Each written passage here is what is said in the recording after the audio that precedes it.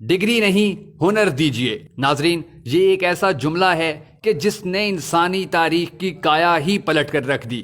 کیسے اور کب، آئیے آپ کو بھی بتاتے ہیں۔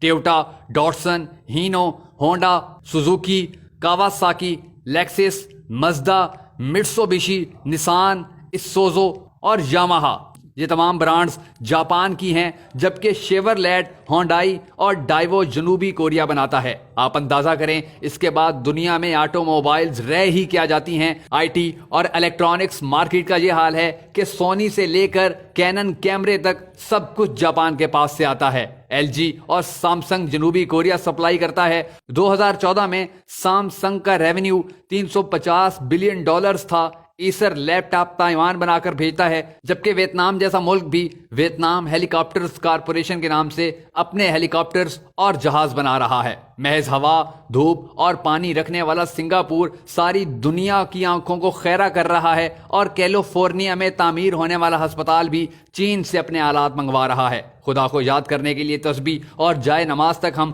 خدا کو نہ ماننے والوں سے خریدنے پر مجبور ہیں۔ دنیا کے تعلیمی نظاموں میں پہلے نمبر پر فن لینڈ، جبکہ دوسرے نمبر پر جاپان اور تیسرے نمبر پر جنوبی کوریا ہے۔ انہوں نے اپنی نئی نسل کو ڈگریوں کے پیچھے بھگانے کے بجائے انہیں ٹیکنیکل کرنا شروع کر دیا ہے۔ آپ کو سب سے زیادہ ایلیمنٹری سکولز انہی تمام ممالک میں نظر آئیں گے۔ وہ اپنے بچوں کا وقت کلاس رومز میں بورڈز کے سامنے ضائع کرنے کے بجائے حقائق کی دنیا میں لے جاتے ہیں۔ ایک بہت بڑا ووکیشنل انسٹیٹیوٹ اس وقت سنگاپور میں واقع ہے، اور وہاں بچوں کا صرف 20% وقت کلاس میں گزرتا ہے۔ باقی 80% وقت بچے اپنے اپنے شعبوں میں آٹو موبائلز اور آئی ٹی کی چیزوں سے کھیلتے گزارتے ہیں۔ دوسری طرف آپ ہمارے تعلیمی نظام اور ہمارے بچوں کا حال بھی ملاحظہ کیجیے۔ پاکستان میں بی کام، ایم کام اور انجینئرنگ کے سینکڑوں شعبہ جات میں بے تحاشا ڈگریاں، اور اس کے علاوہ 4 سال تک کلاس رومز میں CGPA کے لیے خوار ہوتے لڑکیاں اور لڑکے کون سا تیر مار رہے ہیں۔ آپ یقین کریں، ہم صرف دھرتی پر ڈگری شدہ انسانوں کے بوجھ میں اضافہ کر رہے ہیں۔ یہ تمام ڈگری شدہ نوجوان ملک کو $1 تک کی پروڈکٹ دینے کے قابل نہیں ہیں۔ ان کی ساری تگو دو اور ڈگری کا حاصل محض ایک معصوم سی نوکری ہے، اور بس۔ ہم اس قدر ویژنری ہیں کہ ہم لیپ ٹاپ اسکیم پر ہر سال 200 ارب روپے خرچ کر دیتے ہیں، لیکن لیپ ٹاپ کی انڈسٹری لگانے کو تیار نہیں ہیں۔ آپ ہمارے ویژنری پن کا اندازہ اس بات سے لگائیں کہ پوری قوم سی پیک کے انتظار میں صرف اس لیے ہے کہ ہمیں چائنا سے گوادر تک 2000 کلومیٹر کے راستوں میں ڈھابے کے ہوٹل اور پنکچر کی دکانیں کھولنے کو مل جائیں گی، اور ہم